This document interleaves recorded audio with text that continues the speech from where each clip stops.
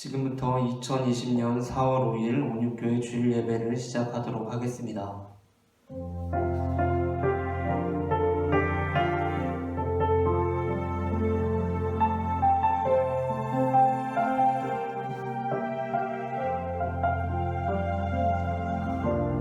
이 세상을 살아가는 동안에 나의 힘을 의지할 수 없으니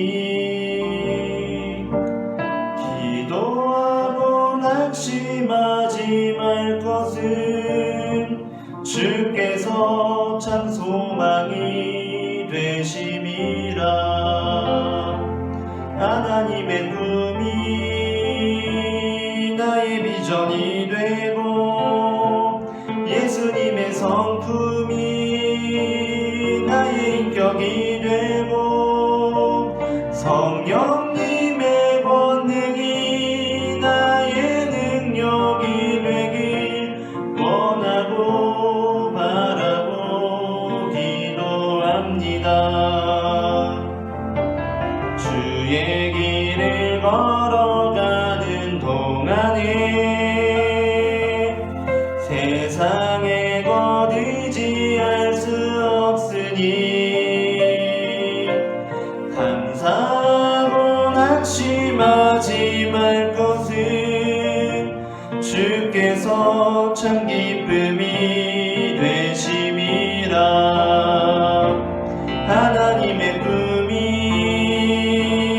나의 비전이 되고 예수님의 성품이 나의 인격이 되고 성령님의 권능이 나의 능력이 되길 원하고 바라고 기도합니다. 원하고 바라고 기도합니다. 원하고 바라고 예배합니다.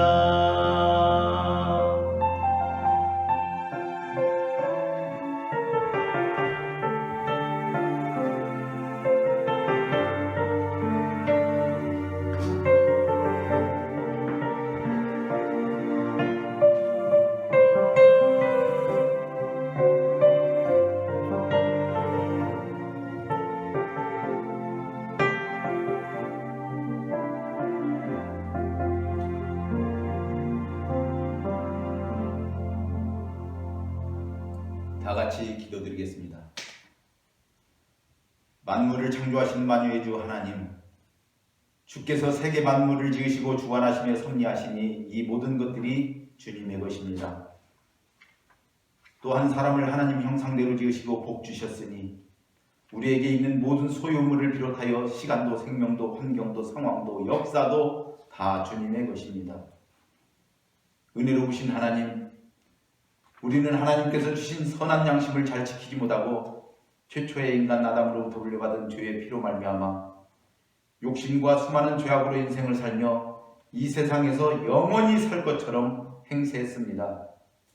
하나님이시여, 우리의 교만함을 엎드려 회개하오니 우리 연약함을 불쌍히 여기시고 우리 모든 죄악과 허물을 용서하여 주소서.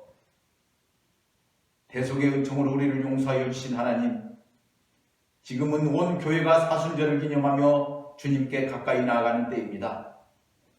창조주께서 피조물 사람에게 온갖 멸시천대 받으시고 십자가에 달려 물과 피 다 쏟고 죽으심으로 인류의 죄를 독생자 예수 그리스도에게 대속하게 하셨으니 이것은 온 세상과 인류를 사랑하시는 하나님의 능력이며 증거입니다. 또 그는 죽은 지 사흘 만에 예언하신 말씀대로 부활하셔서 우리의 주가 되시고 우리의 소망이 되셨으니 감사와 찬송을 주께 영광 돌립니다. 이제 누구든지 주 예수 그리스도를 구주로 영접하기만 하면 죄 없다 하시고 오히려 하나님의 자녀가 되는 권세를 주신다고 약속하시며 주의 이름을 부르는 자마다 구원을 얻으리라 하셨으니 우리가 이제 담대함으로 주 하나님을 아버지로 부르며 우리 모든 삶을 주께 의지합니다. 원하오니 이 예배에 참여하는 모든 사람들이 주 하나님을 아버지로 고백하는 역사가 있어지게 하옵소서. 또한 우리로 예수의 마음을 품게 하시고 온유하고 겸손한 성품의 저희들로 고쳐주소서. 죄가 우리를 장악하지 못하게 하시고 선으로 악을 이기는 우리들의 삶이 되게 하시며 서로 용서하는 삶이 되게 하옵소서. 특히 지금은 코로나19 바이러스로 인해 온 인류가 고통과 두려움 속에 떨고 있습니다. 정상적인 사회 문화 생활이 정지되었고 중요하게 여겨온 경제활동과 모든 삶이 마비되어 가고 있습니다. 인류 역사는 태초 이후 지금까지 인간의 죄가 크게 달하고 특히 믿는 자들이 타락했을 때 하나님은 회초리를 들어 징계하셨으며 견디다 못한 저들이 깨닫고 돌아와 통요에 자복하며 울부짖어 구할 때에 주께서는 징벌의 손을 거두시고 그 상처를 싸매주셨습니다. 주 하나님 아버지, 우리 죄악이 한계가 넘었음을 깨닫고 우리 아버지께 엎드려 간구하오니 결코 불가능이 없으신 하나님께서 구하면 주시겠다고 약속하신 우리 아버지께서 이제 우리 인류의 눈물을 닦아주시고 속히 코로나19 바이러스를 소멸시켜 주옵소서. 온 세상에 평화를 허락하여 주옵소서. 나라와 국민을 위해 쓰는 대통령과 이종자들에게 은혜 부어주시고 현재 상황을 잘 극복해 나갈 수 있는 지혜도 허락하여 주옵소서. 특히 바이러스에 감염되어 어려움에 있는 이웃들에게 긍휼과 자비를 베풀어 주시고 사랑하는 사람을 죽음으로 잃고 슬퍼하는 자들을 위로하여 주옵소서. 또 바이러스와 싸우고 있는 봉사자분들과 의료진들과 관계 공무원들에게 힘을 더하여 주시고 은혜로 덧입혀 주옵소서. 살아계신 하나님 아버지, 이렇게 어려운 때에 주께서 온유교회를 여기에 개척하게 하셨나이다. 신앙의 가치관이 흔들리고 물질이 왕노릇하는 이때에 하나님 아버지께서 핏값을 지불하여 온유교회를 세우시고 신실한 주의 종 이용세 목사님을 기름 부어 주의 말씀을 표현하게 하셨으니 주께서 온전히 사용하셔서 온유함과 겸손함과 정직함으로 온 교회를 섬기게 하시고 허락하신 양들을 구원의 길로 인도하는 사명을 잘 감당케 하옵소서. 또한 이 온라인 예배에 참여한 모든 분들을 섬기는 교회가 없는 분들이라면 온유교회의 변속으로 축복하시고 삶의 기쁨으로 차고 넘치게 하시며 주님으로 더불어 승리하게 하옵소서. 이 시간 담임 목사님 주의 말씀 증거할 때에 성령의 충만한 역사로 인도하셔서 우리 모두가 말씀으로 위로받으며 나음받고 거듭나고 새로워지는 체험의 시간 되게 하옵소서. 우리 몸과 마음과 뜻과 정성을 다해 주님을 높여 영광 돌리며 이 모든 말씀을 우리를 주의 자녀 삼으셔서 함께하여 주시는 예수 그리스도 이름으로 기도하옵나이다. 아멘.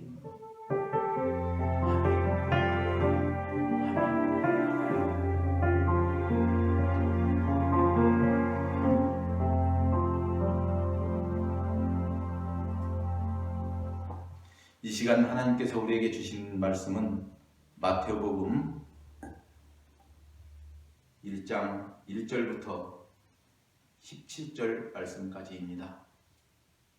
마태복음 1장 1절부터 17절까지의 말씀 신약성경 1페이지에 있습니다. 제가 봉독에 올리겠습니다. 아브라함과 다윗의 자손 예수 그리스도의 계보라.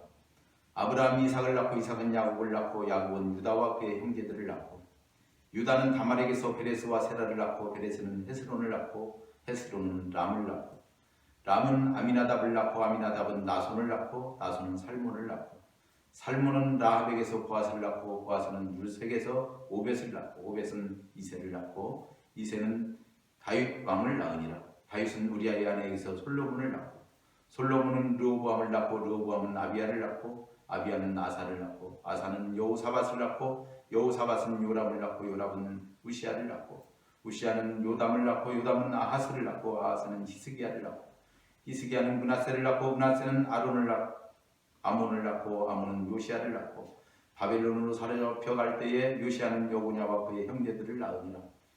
바벨론으로 사로잡혀간 후에 여고냐는 스알디엘을 낳고 스알디엘은 스룹바벨을 낳고 스룹바벨은 아비웃을 낳고 아비웃은 엘리야킴을 낳고 엘리야킴은 아소르를 낳고 아소르는 사독을 낳고 사독은 아킴을 낳고 아킴은 엘리웃을 낳고 엘리웃은 엘르아살을 낳고 엘르아살은 mat단을 낳고 mat단은 야곱을 낳고 야곱은 마리아의 남편 요셉을 낳았으니 마리아에게서 그리스도라 칭하는 예수가 나시니라.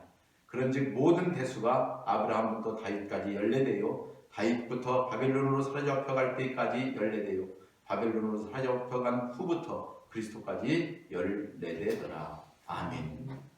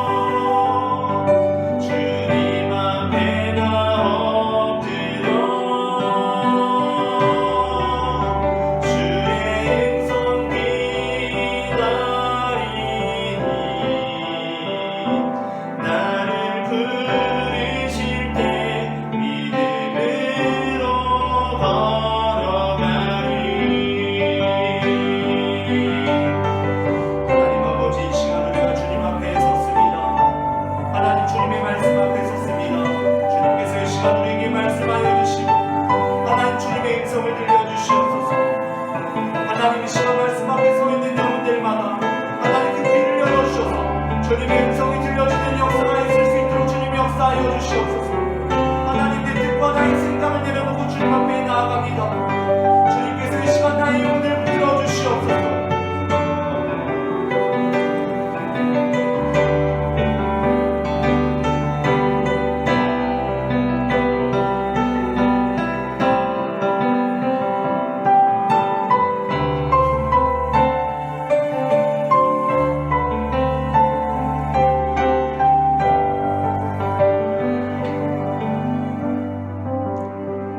사랑의 하나님, 감사합니다. 이 시간 우리가 주님의 말씀 앞에 서게 하시니 감사합니다. 어둠 속에 빛으로 찾아오시는 주님께서 이 시간 넘어지는 나를 잡아주시고 약한 마음을 담대하게 하여 주실 것을 믿음의 눈으로 바라봅니다.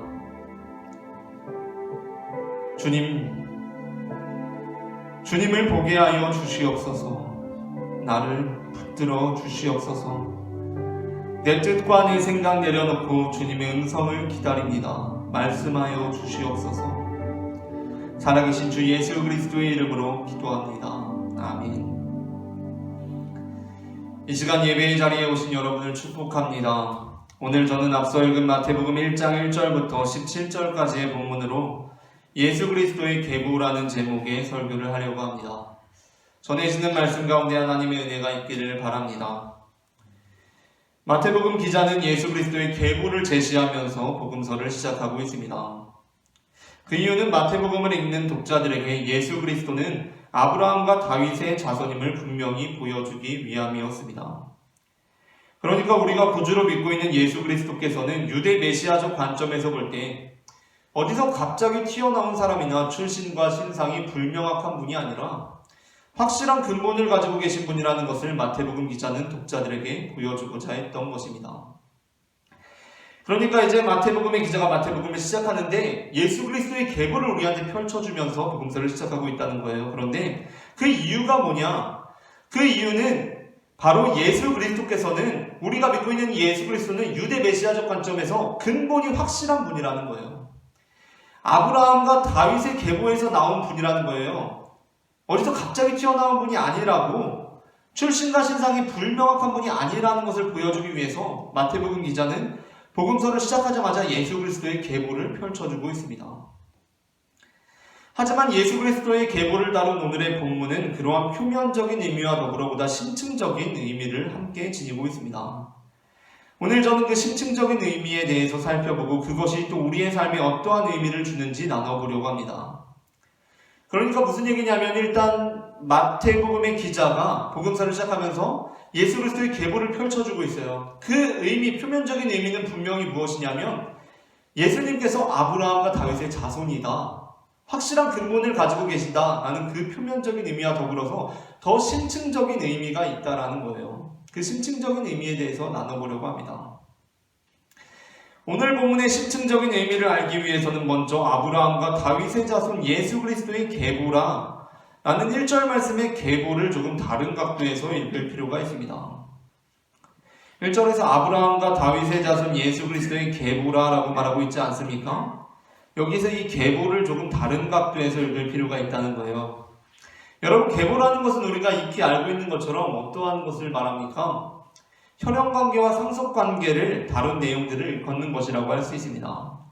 그러니까 여기에 잘 나와 있죠. 2절부터 16절까지 길게 어떻게 나열되어 있습니까? 누가 누구를 낳고 누가 누구를 낳고 누가 누구를 낳았다는 식의 내용들이 바로 계보라고 할 수 있어요. 누가 누구를 낳고 누가 누구를 낳고 읽다 보면 발음하기도 굉장히 어려워요. 누가 누구를 낳고 누가 누구를 낳고 혀가 꼬이게 되는데 이 계보를 쭉 길게 나열하고 있어요. 이것이 바로 계보라는 것이죠. 또 다른 말로 족보라고 하기도 하고요. 사실 한편으로 이렇듯 1절에서 예수 그리스도의 계보라고 해놓고서 그 다음에 뒤이어지는 내용이 뭐예요? 진짜 누가 누구를 낳고 누가 누구를 낳고 하는 식의 내용이 이어지고 있어요. 1절에서 자 이제 아브라함과 다윗의 자손 예수 그리스도의 계보다라고 해놓고서 1절부터 누가 누구를 낳고 누가 누구를 낳고 진짜 이 계보의 내용이 쭉 나열되고 있다 보니까 이 본문의 다른 의미를 떠올린다는 것 자체가 쉬운 일이 아닙니다. 그러니까 그냥 이 본문은 예수님께서 그냥 갑자기 튀어나온 사람이 아니라 확실한 근본을 가지고 계신 분이구나, 아브라함과 다윗의 자손이시구나, 그걸 말하려고 하는구나 라는 것 말고 다른 의미를 떠올린다는 것 자체가 쉬운 일이 아니라는 거예요. 하지만 우리가 계보라는 단어를 깊이 있게 살펴볼 때 본문이 우리에게 주는 새로운 의미를 우리는 발견할 수 있습니다. 그리고 이제 제가 말씀을 해석해 나갈 텐데, 제가 말씀을 해석할 만한, 충분한 여지가 있다라는 것을 여러분은 발견하시게 될 거예요. 이렇게 해석할 단수가 충분하구나라는 것을 본문 안에서 발견할 수 있을 것입니다.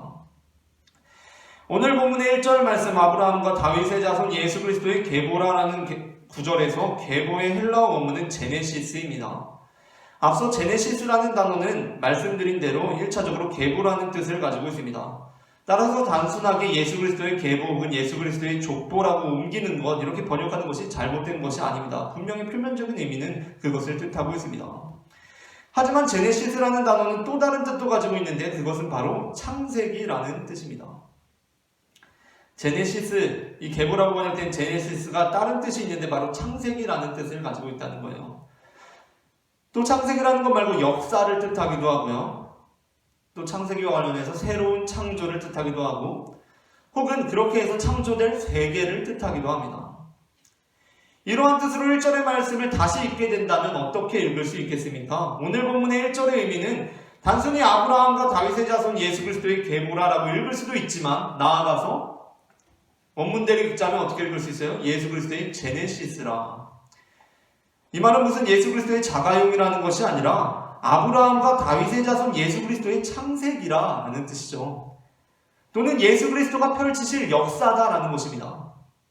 예수 그리스도께서 이루실 새로운 창조다라는 의미예요. 예수 그리스도께서 창조할 세계다라고 읽을 수 있을 것입니다. 그렇다면 예수 그리스도께서 펼치실 역사, 예수 그리스도께서 이루실 새로운 창조는 무엇을 의미합니까? 유대인들이 메시아를 기다리며 그분께서 오실 때 이루실 세상에 대해 기록해 놓은 것이 있습니다. 그것은 이사야 11장 1절부터 9절까지에 나오고 있습니다. 아마 어린 시절부터 주일학교에 출석을 잘 하셨던 분들은 곧 읽게 될 이 본문을 어디서 많이 들어보신 구절일 거예요. 이 본문의 후반부가 사막에 샘이 넘쳐 흐르리라 라는 찬양의 가사로 아마 익숙하실 것입니다. 이사야 11장 1절부터 9절에 유대인들이 메시아를 기다리면서 메시아가 오시면 이런 세계가 될 거야 라고 기록해 놓은 것이 있는데, 그 본문을 제가 한번 봉독해 보도록 하겠습니다. 찾으실 분들은 이사야 11장 1절부터 9절까지를 한번 찾아보시기 바랍니다. 이사야 11장 1절부터 9절입니다. 이새의 줄기에서 한 싹이 나며 그 뿌리에서 한 가지가 나서 결실할 것이요. 메시아가 오신다는 것이죠. 익숙한 표현입니다. 교회 다니시는 분들에게는 익숙하실 거예요. 이새의 줄기에서 한 싹이 나며 그 뿌리에서 한 가지가 나서 결실할 것이요. 그의 위에 여호와의 영, 곧 지혜와 총명의 영이요, 모략과 재능의 영이요, 지식과 여호와를 경외하는 영이 강림하시리니 그가 여호와를 경외함으로 즐거움을 삼을 것이며, 그의 눈에 보이는 대로 심판하지 아니하며 그의 귀에 들리는 대로 판단하지 아니하며 공의로 가난한 자를 심판하며 정직으로 세상의 겸손한 자를 판단할 것이며, 그의 입에 막대기로 세상을 치며 그의 입술의 기운으로 악인을 죽일 것이며, 공의로 그의 허리띠를 삼으며 성실로 그의 몸에 띠를 삼으리라. 그때에 이리가 어린 양과 함께 살며 표범이 어린 염소와 함께 누우며 송아지와 어린 사자와 살찐 짐승이 함께 있어 어린아이에게 끌리며 암수와 곰이 함께 먹으며 그것들의 새끼가 함께 엎드리며 사자가 소처럼 풀을 먹을 것이며 젖먹는 아기가 독사의 구멍에서 장난하며 젖된 어린아이가 독사의 굴에 손을 넣을 것이라. 내 거룩한 산 모든 곳에서 해됨도 없고 상함도 없을 것이니 이는 물이 바다를 덮음같이 여호와를 아는 지식이 세상에 충만할 것임이니라. 아멘. 방금 읽은 이사야 11장 1절부터 9절까지의 본문은 유대인들이 기다리던 메시아께서 이 땅에 오실 때 이루실 세상에 대해 기술하고 있습니다. 그러니까 유대인들이 기다리던 메시아께서 이 땅에 오실 때 이런 세상이 될 거야 라고 이사야 11장 1절부터 9절에 기술하고 있다는 거예요. 그렇다면 그 세상이란 어떠한 세상입니까? 6절 이하에 이렇게 표현되어 있어요. 그때에는, 그러니까 메시아께서 이 땅에 오시는 그때에는 이리가 어린 양과 함께 살며 표범이 어린 염소와 함께 누울 것이다 라고 말하고 있습니다. 그리고 암소와 곰이 함께 먹을 것이라고 말하고 있습니다. 이 본문이 의미하는 것이 무엇입니까?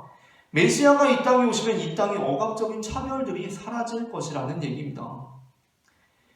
이리들이 따뜻한 양지에 있으면서 이리가 따뜻한 양지에 어린 양들이 오지 못하도록 위협하여 음지로 다 몰아내고, 또 표범이 아늑한 잠자리를 다 차지하고서 어린 염소들이 오지 못하도록 해코지에서 거친 들판에 나앉게 만들며, 무서운 곰들이 먹을 것을 독차지하고 암소들은 먹을 것과 마실 물이 없는 머나먼 황무지로 몰아내는 세상이 아니라, 메시아가 이 땅에 오시면 이리와 어린 양이 함께 어울려 살게 된다는 거예요. 이리들이 자기들만 따뜻한 양지에 있으면서 어린 양들을 막 위협해서 음지로 몰아내는 것이 아니라 이리와 어린 양이 함께 어울려 살게 될 것이라는 것입니다. 표범이 막 어린 염소들을 막 밀어내고 해코지해서 아늑한 잠자리에 자기들만 있는 것이 아니라 표범이 어린 염소와 함께 놀 거래요. 같이 누울 거래요. 잠자리에 누울 거라고 말하고 있습니다. 그리고 곰과 암소가 함께 먹을 것을 나누는 세상이 올 것이다 라고 말하고 있습니다. 곰들이 자기들만 먹을 것 다 독차지하고 막 암소들은 저기 황무지로 몰아내는 세상이 아니라 곰과 암소가 함께 먹을 것을 나누는 세상이 올 것이다 라고 말하고 있다는 것입니다. 그리고 우리가 오늘 본문으로 다루고 있는 마태복음 1장 1절에 예수 그리스도께서 이루실 새로운 창조 세계 역시 그와 다르지 않음을 우리는 2절부터 16절까지의 본문을 면밀하게 살펴봄으로써 깨달을 수가 있습니다. 우리가 오늘 본문의 1절 말씀을 그저 예수 그리스도의 계보 또는 족보라고 읽고 2절부터 이어지는 내용을 그냥 예수님께서 아브라함과 다윗의 자손임을 입증하려는 그런 혈연관계와 상속관계를 다룬 내용으로만 읽는다면 그냥 누가 누구를 낳고 하면서 그냥 기계적으로 스쳐 지나가기 쉬운 이름들이 본문에 등장하고 있습니다. 그 이름들이 예수 그리스도의 계보에 등장하고 있다는 거예요. 그 이름이 누구냐면 아브라함도 아니고 다윗도 아닙니다.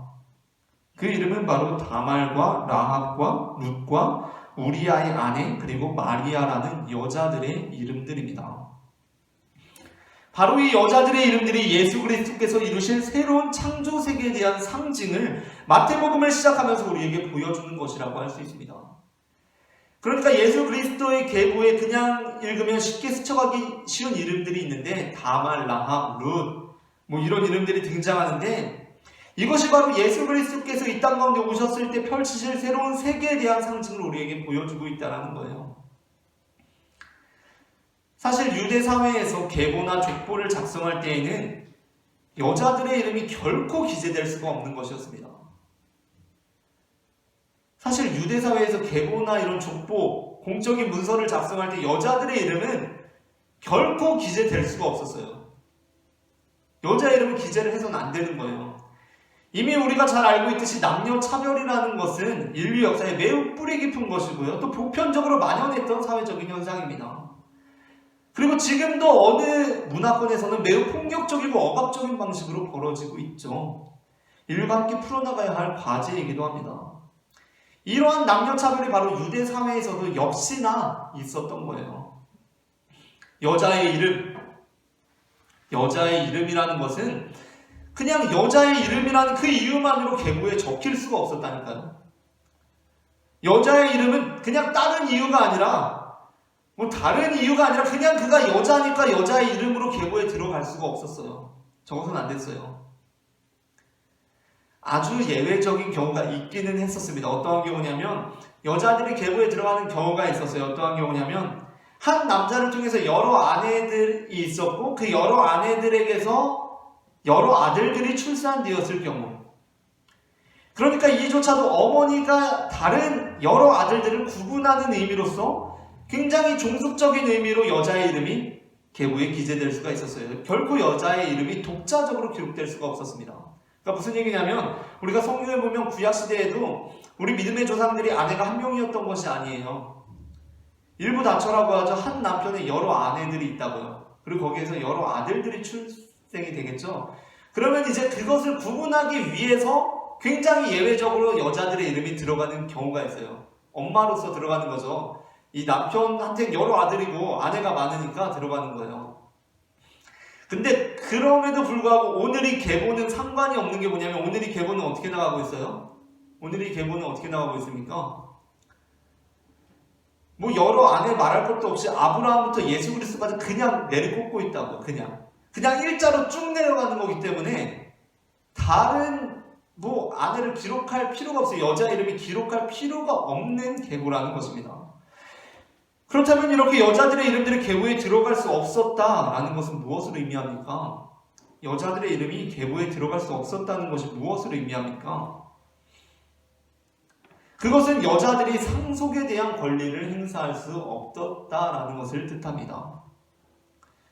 그것은 여성들이 상속에 대한 권리를 행사할 수 없었다라는 것을 뜻해요.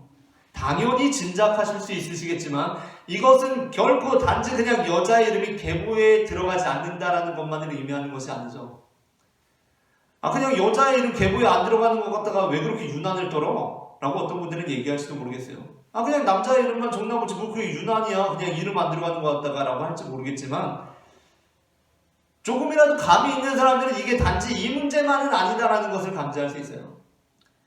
여자의 이름이 계보에 들어가지 않는다는 것은 단순히 여성의 이름이 계보에 들어가지 않는다 그것만을 의미하는 것이 아니에요. 무엇입니까? 여자들은 그 사회의 중심에 설 수 없는 존재들이다라는 것을 담고 있는 거예요. 여자들은 그냥 변두리에서 살아가는 존재들이다라는 것을 내포하고 있는 거라고요. 여자들이 어디서 사회생활이야 그냥 집에서 밥이나 하지라는 메시지를 담고 있는 것이라는 거예요.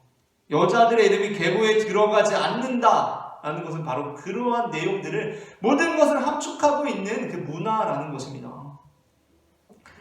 성경에 대해 조금이나마 아시는 분들은 아시겠지만 구약 성경에 대표적인 사회 소외계층이 나옵니다. 사회적으로 소외당한 계층들을 관용적으로 표현하고 있어요. 그들이 누구입니까? 구약 성경에 나오는 사람들, 부류들, 고아와 나그네와 그리고 과부입니다.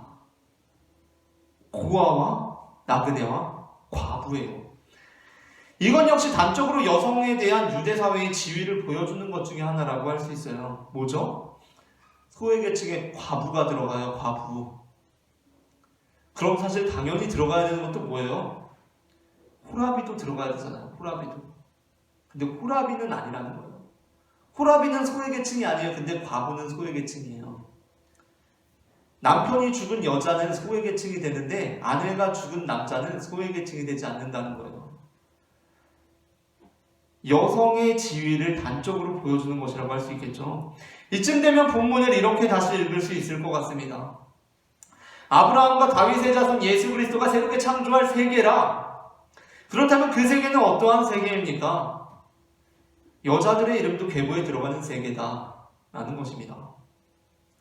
아브라함과 다윗의 자손 예수 그리스도의 제네시스라, 새롭게 창조할 세계라. 그렇다면 그 세계는 어떠한 세계입니까? 여자들의 이름도 계보에 들어가는 세계다 라고 본문이 말하고 있다는 거예요. 만약에 이 계보에 마리아라는 이름, 여자 이름이 딱 한 명만 들어갔다면 아마 수많은 사람들이 이렇게 얘기했을 거예요. 그래도 마리아는 어떤 사람이에요? 우리 기독교 신앙 안에서 마리아는 남자와의 관계 없이 출산을 한 사람이거든요. 기독교 신앙 안에서. 마리아는 성령으로 잉태했으니까 그래도 여자지만 그래도 어쩔 수 없네. 불가피하게 그냥 넣어야겠다라고 할 수 있을 거예요. 그리고 마리아 말고 한 명 혹은 두 명? 사실 한 명도 들어갈 수가 없어요. 원래 유대사회 풍조상 한 명도 결코 일어날 수 없는 일이지만 혹시라도 들어갔다면 그냥 잘못했나 실수했나 라고 할 수 있을 거예요. 그런데 몇 명이라고요? 5명이요. 5명입니다. 무슨 광고에서 별이 5개 하는 것처럼 일반적인 성경의 반 페이지밖에 안 되는 계보 명단이에요. 결코 긴 게 아니에요. 근데 유대문화권에서 계보에 결코 들어가서는 안 되는 여자 이름이 5개나 나온다는 것은 본문이 분명한 의도를 가지고 있었던 것밖에 볼 수가 없어요. 본문의 기자가 분명한 의도를 가지고 있었다라고요. 그러니까 그 의도가 무엇입니까? 예수 그리스도께서 이루실 세계는 남자와 여자의 차별이 없는 세계가 될 것이다 라는 것을 보여주고 있다는 거예요. 이 계보가. 그렇다면 과연 그것이 남자와 여자의 차별만 없는 세계이겠습니까? 그렇다면 단지 남자와 여자의 차별만 없는 세계이겠습니까? 남녀차별이라는 주제는 마태복음의 기자가 예수 그리스도의 계보와 관련하여 문학적으로 선택한 하나의 표본이고 장치일 뿐이에요. 그 세계는 더욱 확장성을 갖는 표현임을 우리는 분명히 감지할 수가 있다는 거예요. 하나만 딱 들었지만 이걸 통해서 이 조짐이 딱 보이는 거 아니겠어요? 그러니까 예수 그리스도께서 이루실 세계는 어떠한 세계입니까? 남자와 여자의 차별이 없는 세상 맞습니다. 그리고 나아가서 그 어떠한 차별도 존재하지 않는 세상이라는 것입니다. 사도 바울은 갈라디아서 3장 28절에서 이렇게 말하고 있습니다. 너희는 유대인이나 헬라인이나 종이나 자유인이나 남자나 여자나 다 그리스도 예수 안에서 하나이니라. 아멘. 너희는 유대인이나 헬라인이나 종이나 자유인이나 남자나 여자나 다 그리스도 예수 안에서 하나이니라. 또한 로마서 10장 11절부터 12절에서는 이렇게 말하고 있습니다. 성경이 이르되 누구든지 그 곧 예수를 믿는 자는 부끄러움을 당하지 아니하리라 하니 유대인이나 헬라인이나 차별이 없음이라. 한 분이신 주께서 모든 사람의 주가 되사 그를 모르는 모든 사람에게 부요하시도다. 아멘. 유대인이나 헬라인이나 차별이 없음이라. 유대인이나 헬라인 어떤 사람들이냐면 유대인들이 차별했던 이방인들이에요. 이방인들. 부정하다고 말했던 사람들입니다. 같이 밥도 안 먹었던 사람들이에요. 그런데 바울이 뭐라고 말하고 있어요? 유대인이나 헬라인이나 차별이 없다. 사도 바울은 예수 그리스도 안에서 차별이 없다라고 말합니다. 차별이 없다고 말합니다. 우리는 바로 마태복음 1장 1절부터 17절까지 보면 바로 예수 그리스도의 계보를 통하여서 이 뜻을 다시 기억해야 한다는 거예요. 예수 그리스도께서는 사람을 차별하여 대하시지 않는다는 것입니다. 하나님께서는 우리를 차별하여 대하시지 않는다라는 것입니다. 저는 본문을 묵상하면서 떠오른 인물이 있습니다. 그는 바로 누가복음 19장 1절부터 10절에 등장하는 삭개오입니다. 누가복음 19장 2절은 삭개오를 이렇게 소개하고 있습니다. 누가복음 19장 2절입니다. 삭개오라 이름하는 자가 있으니 세리장이요 또한 부자라. 이 본문은 그가 삭개오라 이름하지만 실제적으로는 그저 세리장이요 부자라고 일컬어지던 사람이었음을 암시하고 있습니다. 그러니까 이런 거죠. 삭개오라는 사람이 있는데 그 사람 부자고 세리장이야. 그러고서 그냥 세리장이 부자가 계속 이렇게 부르는 거예요. 그러한 면에서 삭개오는 이름을 잃어버린 사람이었고 세리장으로서 부자로서 유대 문화에서 어떠한 의미에서는 차별을 당하고 있던 사람이었어요. 그런데 그런 그에게 예수 그리스도께서 찾아오십니다. 다른 사람들은 삭개오를 세리장이라고 부자라고 또 7절에 보면 뭐라고 부르냐면 죄인이라고 부르거든요. 죄인. 다른 사람들은 삭개오를 세리장이라고 부자라고 또 7절에 보면 죄인이라고 부르지만 예수님을 보기 위해서 돌 무화과 나무에 올라가 있는 삭개오를 보면서 삭개오가 키가 작았잖아요. 키가 작아서 돌 무화과 나무에 올라가서 무리에 둘러싸여 있는 그 예수님을 보고 있는 거예요. 예수님께서는 예수님을 보기 위해 돌 무화과 나무에 올라가 있는 삭개오를 올려다보면서 이렇게 부르셨어요. 삭개오야 내려와라 라고요. 삭개오야 내려와라 라고 부르셨습니다. 그 음성을 들었을 때 삭개오의 기분이 어땠겠습니까? 그는 다른 사람들로부터 자신의 이름을 들어본 지가 너무나 오래된 사람이었습니다. 모두들 자기를 보면 그저 세리장이라고 부자라고 비꼬듯이 이야기하고 더 노골적으로는 죄인이라고 나쁜 놈이라고 불렀습니다. 그런데 예수 그리스도께서는 그를 보시면서 이렇게 부르신 것입니다. 삭개오야 라고 말입니다. 마태복음 1장 1절부터 17절에 의하면 예수님께서 이 땅에 오시면서 벌어진 첫 사건은 계보에서 사라져버린 여성들의 이름이 계보에 올라간 것이었습니다. 남들은 결코 계보에 여자들의 이름을 적어서는 안 된다고 했지만 예수님께서는 자신의 계보에 다른 누구도 아닌 나 자신의 계보에 어쩌면 그로 인해서 자신의 이미지가 실추될 수도 있고 자신의 정통성에 어울리지 않는 사족을 다는 행위가 될 수도 있지만 예수님께서는 여자들의 이름을 금단의 영역에 꾹꾹 똑바로 눌러 적으셨습니다. 그 예수님께서 세리장이요, 부자요, 죄인인 사람을 만났을 때 분명한 목소리로 다만 이렇게 부르신 것입니다. 삭개오야 라고 말합니다. 사람들이 덧칠해놓은 차별의 언어들, 세리장, 부자, 죄인, 나쁜 놈이라는 그 이름들 말고 그 안에 있는 그 진짜 이름, 잊혀져 버린 이름, 어릴 때 엄마 아빠가 불러주던 그 이름, 삭개오야 라고 말합니다. 사랑하는 여러분, 여러분은 예수님의 음성을 어떻게 들으십니까? 하나님의 음성을 어떻게 들으십니까? 힘들 때, 외로울 때, 세상이 나를 차별하고 아무도 나를 알아주는 것 같지 않을 때, 정말 사는 게 마음처럼 되지 않을 때, 한숨이 나오고 앞이 깜깜하고 온몸에 힘이 다 빠져서 탈진할 것 같을 때 주님의 음성이 어떻게 들리십니까? 저는 이렇게 들립니다. 용세야 라고요. 용세야, 용세야. 단지 이름을 불러주는 것일 뿐인데 다정한 그 음성이 얼마나 큰 위로와 위안을 주는지 모릅니다. 바로 이것을 기억하는 우리 모두가 되기를 원합니다. 그것은 하나님께서는 우리의 원래 이름을 잊지 않으신다는 거예요. 그리고 그 이름을 불러주신다는 것입니다. 우리의 이름을 불러주신다는 것입니다. 그 얘기는 하나님은 당신을 차별하지 않으신다는 것입니다. 이 사회가 당신을 차별하고 다른 집단이 우리를 차별하고 어떠한 사람들이 여러분을 차별할지라도 하나님은 차별하지 않으신다는 것입니다. 어떤 이들은 하나님이 남자들을 더 선호한다고 주장합니다. 그런데 또 어떤 이들은 하나님이 여성들에게 더 관심이 있다고 말하기도 해요. 어떤 이들은 하나님을 제대로 믿는 사람들은 부자가 된다고 말하기도 하더라고요. 그런데 또 다른 사람들은 하나님은 가난한 사람들을 더 돌보신다라고 말하기도 합니다. 하지만 저는 하나님께서는 우리에게 차별의 표식으로 덧씌워져 있는 그러한 모든 이름들, 남자라든가 여자라든가 유대인이라든가 헬라인이라든가 종이라든가 자유인이라든가 한국인 재벌이라든가 외국인 노동자라든가 인류의 대를 나왔든가 아니면 지방대를 나왔든가 어떤 고졸이든가 전혀 조금도 차별이 없이, 아니 그러한 차별의 표식이 아니라 당신만이 가지고 있는 그 고유한 이름을 다정하게 불러주시는 분이라고 생각합니다. 세상이 때로는 교회 공동체가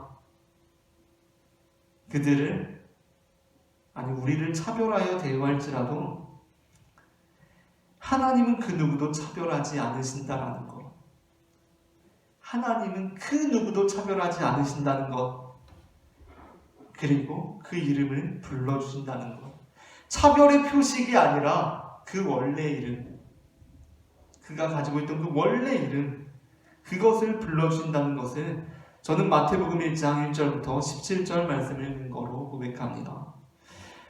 오늘 전한 말씀에 하나님의 은혜가 임했기를 바랍니다. 이 시간에는 우리 함께 찬양하길 원합니다. 온 땅의 주인이라는 곡을 찬양할 텐데요, 이 찬양의 가사를 우리가 함께 잘 음미해 보았으면 좋겠어요.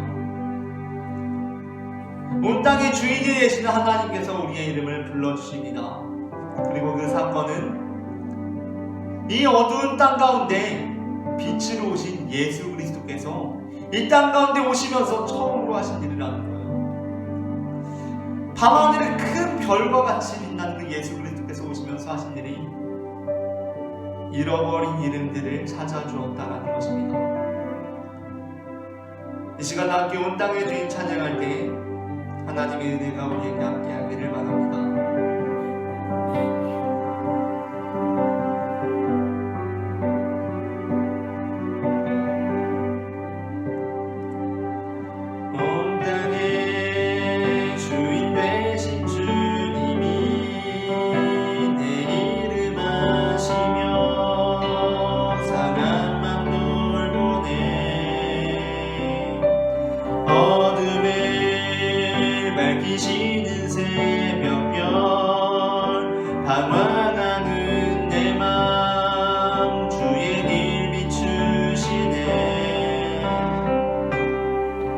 나로 인함이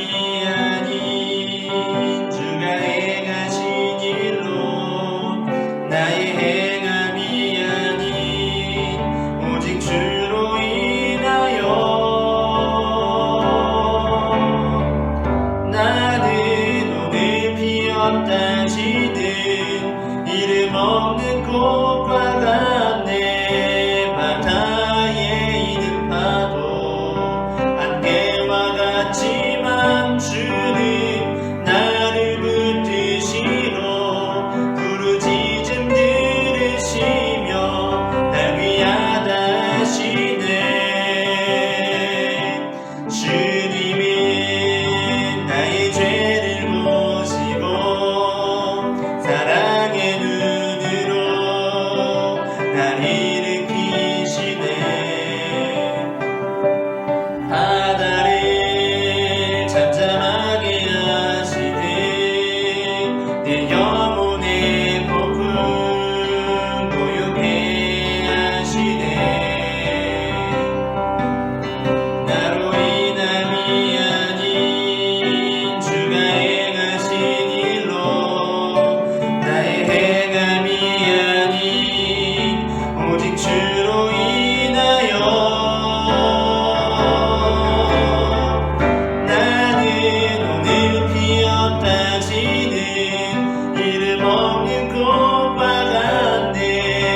바다에 있는 파도 안개와 같지만 주는 나를 붙드시고 부르짖음 들으시며 날 위하다 하시네. 나는 오늘 피었다지는 이름 없는 꽃과 같네. 바다에 있는 파도 안개와 같지만 주는 나를 붙드시고 부르짖음 들으시며 날 위하다 하시네. 나는 오늘 피었다지는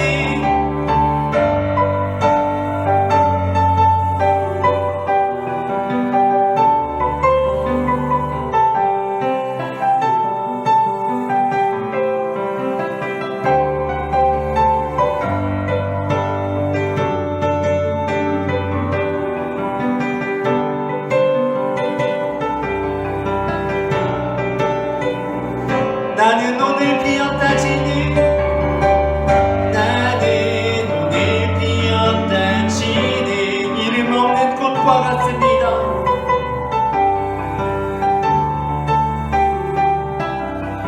안개와 같지만 주는 나를 붙드시고 부르짖음 들으시며 날 위하다 하시네. 이 시간 우리 함께 기도하기 원합니다.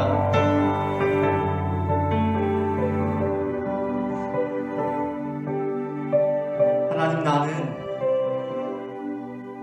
오늘 피었다지는 이름 없는 꽃과 같습니다.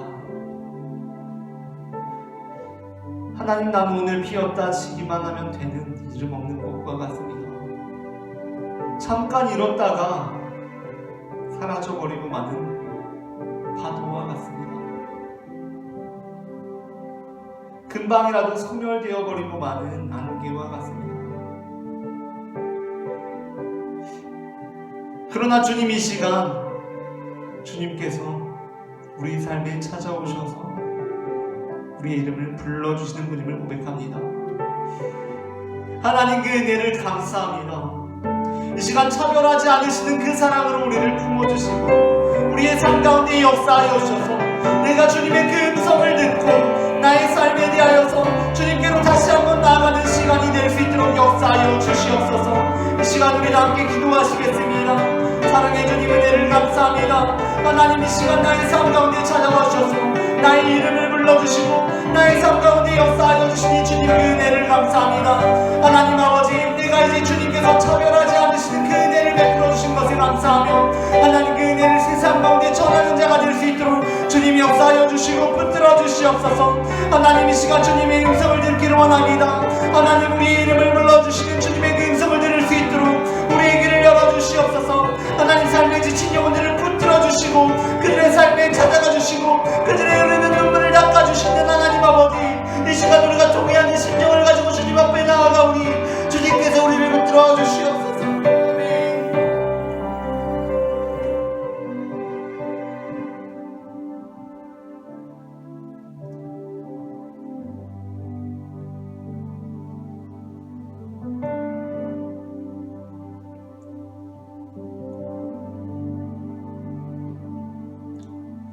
우리를 사랑하시는 하나님 아버지, 이 시간 하나님께서 우리를 차별하지 않으시고 우리의 이름을 불러주시니 그 은혜를 감사드립니다.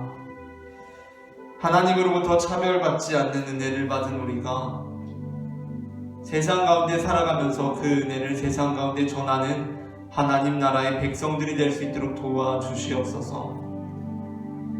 이제는 우리를 차별하지 않으시는 하나님 아버지의 사랑과 다정하게 우리의 이름을 불러주시는 예수 그리스도의 은혜와 우리의 삶에 역사하셔서 그 은혜를 전하는 삶을 살아가도록 우리를 이끄시는 성령 하나님의 인도하심이 지금 각자의 자리에서 하나님 나라의 백성된 삶을 살아가겠노라고 결단하는 모든 영혼들의 머리 위에 지금부터 영원토록 함께 하시기를 간절히 축원하옵나이다. 아멘.